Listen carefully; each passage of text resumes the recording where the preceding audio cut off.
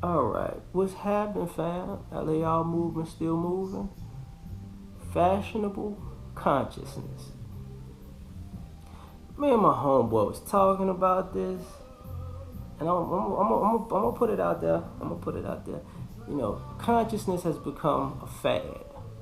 And how do I know it's a fad? Because now I'm seeing people with the gold chain with the ankhs on it and the pharaohs on it, and now people wearing dashikis.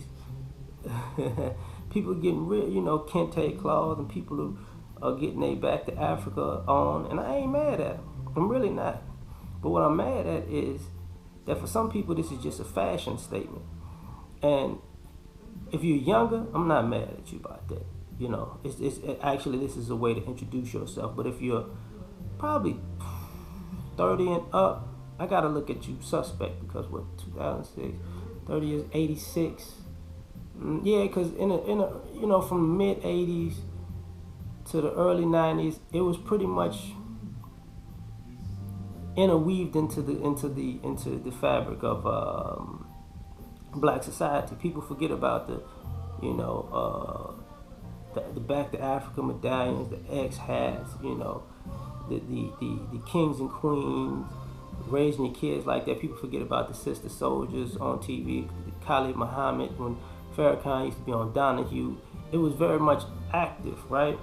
People forget, they're about the demographic of people who came from the 60s and 70s and decided to put up their dashikis and their afros and their kente cloth and get themselves into a law book, and they were still who they were. They just looked differently.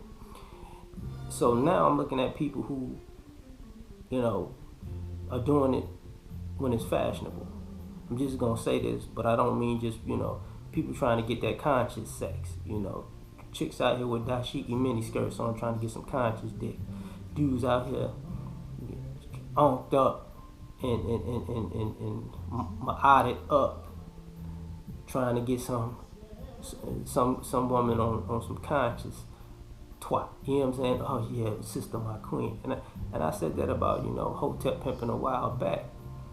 Well, you got people just in a sense looking for a pseudo demographic to go away from Christianity and Islam. This is the new religion. And it's cool to take that route, but it's not cool when you take that route and you just want to be knowledgeable of self. And when you're fully knowledgeable of self, you're gonna do something, but then it's not fashionable no more, so you ain't gonna do nothing no more. See, people like Francis Cress Welsing was doing this when it wasn't fashionable and when it was fashionable. You know what I mean? Claude Anderson, fashionable, wasn't fashionable. Amos Wilson, fashionable, wasn't fashionable. That's the thing. That's the elephant in the room.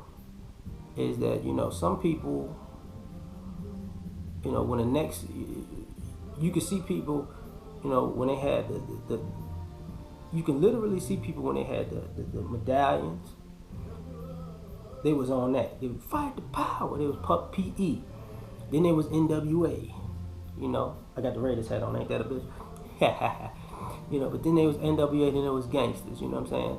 And they might have been at the same time technically the Studio 54 and androgynous people too. Because they were all existing in the same time period. If most of y'all don't realize that about the 80s, right?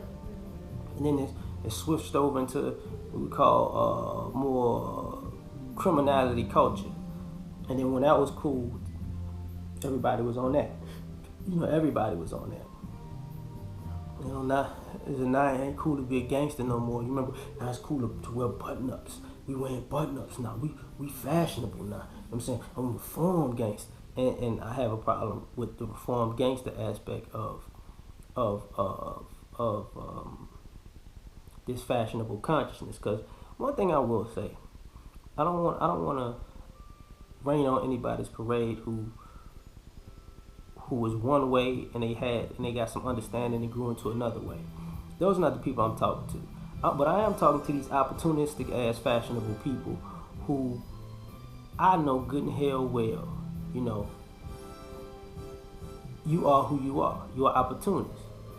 If you can see a way to get, if you can see a way to get money selling crack, you're gonna sell crack. If you're gonna find a way of selling money, pimping and doing something. Let's put it like this: if you're gonna find a way to do something that makes a living and is dysfunctional, you're gonna do it. And if if you see something that's just as profitable, that's functional, you're gonna do it. And then your means to an end is just the opportunity. You never had a moral, ethical. You never had integrity, dignity. It's just hopping from one thing to the next. Because they're gonna be people from this consciousness who gonna turn into something completely outside of all of this conscious fashionableness that we're seeing.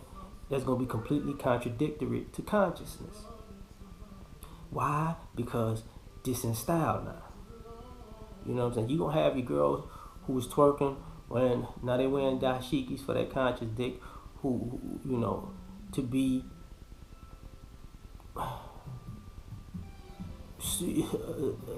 the mix of both, you know, like old girl with the picture with the 4 kids, half naked, like I'm a queen, bitch. If you don't put some clothes on in front of them goddamn kids,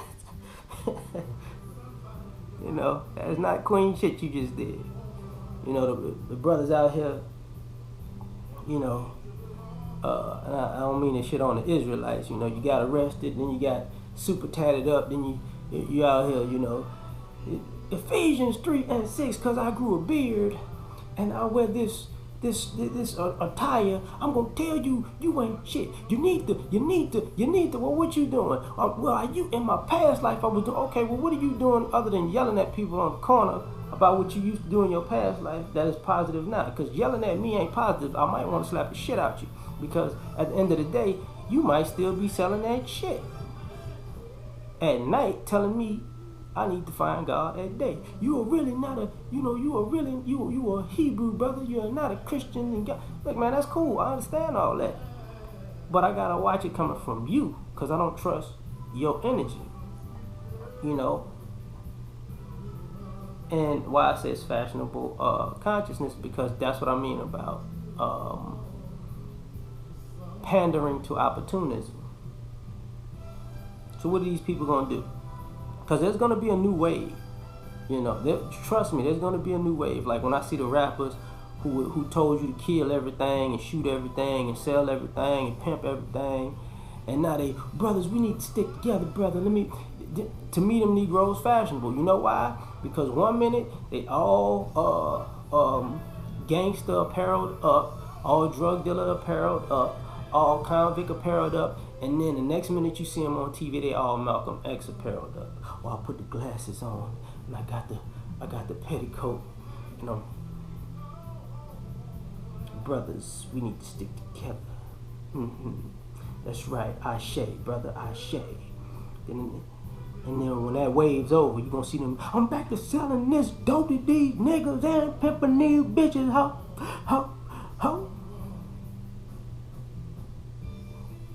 And I'm just sitting there, and that's why I said for people from the 80s, who was in the 80s to now, that's why I don't trust some of y'all. Because y'all already grew up on this shit, you know, from just using, you know, from Public Enemy to the X-Clan, you know, Brand Nubian, you know, Tribe Called Quest, the KRS-One, mixed in with the NWA, the Ice-T, you know, Cool G Rap, you know, Wu-Tang and all that, going up to the duality of Tupac, you know, from the movies Coming to America, Boomerang, you know, Harlem Nights, Boys in the Hood, you know, The Wood, you know, Don't Be a Menace, and Don't Be a Menace while drinking your juice, you know, all that shit. To the movies of now, you know, the people forget that 5 Heartbeats and New Jack City came out at the same time. You know, and everybody, oh man, it's the Carter. You know, what you think Cash Money Records named after? Just saying, the Carter. If people don't pay attention to this stuff, what are people referencing, right? So it's difficult to take a lot of people seriously, because sometimes I don't look at where people at. Sometimes I look at where people at and I can see the genuine, sincere growth in them. And sometimes I look at people and say, you know what?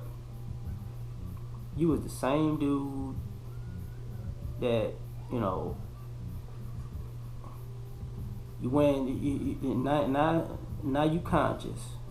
2 years ago, you was on your Young Thug shit. A couple years before that, you was on your We Kicking in the 80s shit. A couple years before that, you was on your Jay-Z Button Up shit. A couple years before that, you was on your Nelly with the you know what I'm saying? A couple years before that, you know, you had your dog chain on. You know what I'm saying? I can't trust you. Because when the next wave comes, and let's not forget the weed era and all of that, you know, and the tattoo era and all of that, you know, and the thug life era and all that, I just get motherfucker, yeah, who the fuck are you? So, you know, that's my issue. I'm out, man. I'm out.